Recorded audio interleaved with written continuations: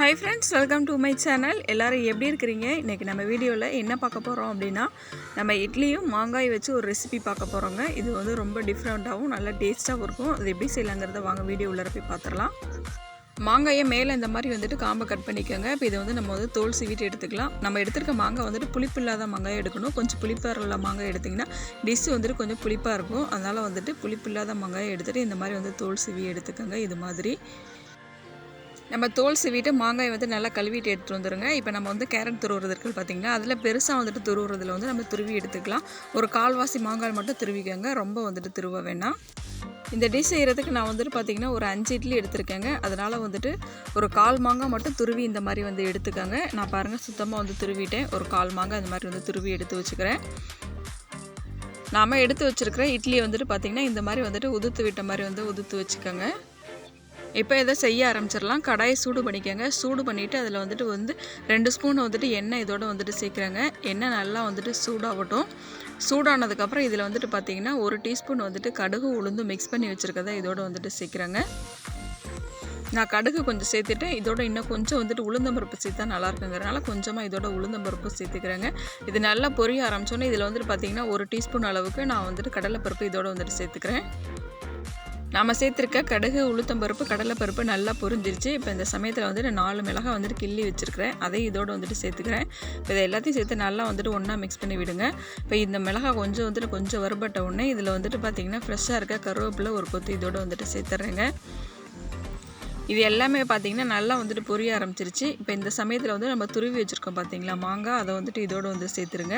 இப்போ மாங்காயை சேர்த்துட்டு இது நல்லா வந்துட்டு மிக்ஸ் பண்ணி விடுங்க. இதில் தண்ணி எதுவும் நம்ம வந்து சேர்க்க பண்ணாங்க. மாங்காயிலே கொஞ்சம் வந்து தண்ணி வரும். அதனால் வந்துட்டு தண்ணி எதுவும் சேர்க்க வேணாம்.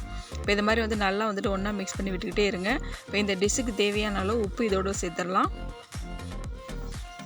உப்பு சேர்க்குறப்பே வந்துட்டு பார்த்து அளவாக சேர்த்துக்கோங்க. ஏன்னா நம்ம வந்து இட்லியிலே வந்துட்டு உப்பு இருக்கும். அதனால் வந்துட்டு உப்பு வந்து கம்மியான அளவாகவே வந்துட்டு சேர்த்துக்கோங்க.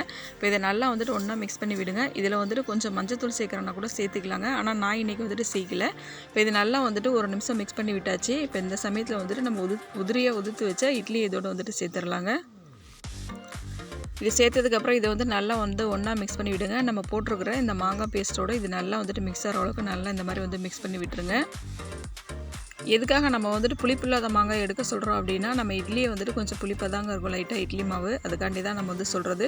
இப்போ இதை நல்லா வந்துட்டு ஒரு நிமிஷம் மிக்ஸ் பண்ணி விட்டதுக்கப்புறம் பாருங்கள் இப்படி இந்த உதிரியாக இருக்குது. இப்போ இதை வந்துட்டு பிளேட்டுக்கு வந்து மாற்றி எடுத்து வச்சுக்கோங்க. இப்போ அதே கடாயில் வந்துட்டு பார்த்திங்கன்னா 1 ஸ்பூன் எண்ணெய் ஊற்றி பெரிய வெங்காயம் நீல வாக்கில் ஒன்று கட் பண்ணி எடுத்துருக்கேங்க. அதை இந்த மாதிரி வந்துட்டு வதக்கி விட்டுக்கோங்க. இந்த வெங்காயம் வந்துட்டு பார்த்திங்கன்னா ரொம்ப வதங்கணும்னு அவசியம் இல்லை. ஆஃப் பாயில் மட்டும் வதங்கினதுக்கப்புறம் நம்ம வந்து எடுத்துடலாம். எதுக்காக நம்ம வெங்காயத்தை முதல்ல சேர்க்காமல் இந்த ஸ்டேஜில் சேர்க்குறோம் அப்படின்னா, நம்ம சாப்பிட்றப்ப இது நல்லா க்ரன்ச்சியாக கிடைக்கும். அதுக்காண்டி தான் நம்ம வந்து லாஸ்ட்டாக அந்த மாதிரி வந்து சேர்க்குறோம். ஒரு ஆஃப் பாயில் வந்துட்டு பார்த்திங்கன்னா நல்லா இந்த வெங்காயம் வந்து வதங்கிடுச்சு. இப்போ நம்ம ஏற்கனவே பிளேட்டில் மாற்றி வச்சுருக்கோம் இல்லைங்களா அந்த உப்புமா, அதை வந்துட்டு இதோடு வந்துட்டு சேர்த்துடலாம். நாம் நார்மலாக செய்கிற இட்லி உப்புமாவோட இது பயங்கர டேஸ்ட்டாக வந்துட்டு இருக்குங்க. இந்த டிஷ்ஷில் ஹைலைட்டே வந்துட்டு பார்த்திங்கன்னா இதில் சேர்த்துருக்கிற இந்த ஆனியனும் அதில் சேர்த்துருக்க அந்த மாங்காயும் தாங்க. நீங்களும் இந்த டிஷ்ஷை வீட்டில் ட்ரை பண்ணி பார்த்துட்டு எப்படி வந்துருந்துச்சு அப்படிங்கிறத எனக்கு வந்துட்டு கமெண்ட் பண்ணுங்கள். இந்த டிஷ் ரெடி ஆயிடுச்சு. இப்போ அடுப்பு ஆஃப் பண்ணிவிட்டு நம்ம வந்துட்டு இறக்கிடலாங்க. புளிப்பே இல்லாத மாங்காய் எடுத்து நீங்கள் இந்த டிஷ்ஷை வந்து ட்ரை பண்ணிங்கன்னா ரொம்பவே வந்துட்டு சூப்பராக இருக்குங்க. இங்கே பாருங்கள் உதிரியாக அந்த ஆனியனோடு வச்சு சாப்பிட்றதுக்கு இது பயங்கர டேஸ்ட்டாகவே இருக்கும். நீங்கள் இப்போ தான் நம்ம சேனல் ஃபஸ்ட் டைமாக பார்க்குறவங்களா இருந்தால் சேனலை சப்ஸ்கிரைப் பண்ணிக்கோங்க. அதில் ஆளுங்கிற ஒரு பெல் சிம்பிள் இருக்கும். அதை கிளிக் பண்ண மறந்துடாதீங்க. அப்போ தாங்க நான் போடுற ஒவ்வொரு வீடியோ உங்களுக்கு நோட்டிஃபிகேஷன் வரும். தேங்க்ஸ் ஃபார் வாட்சிங்.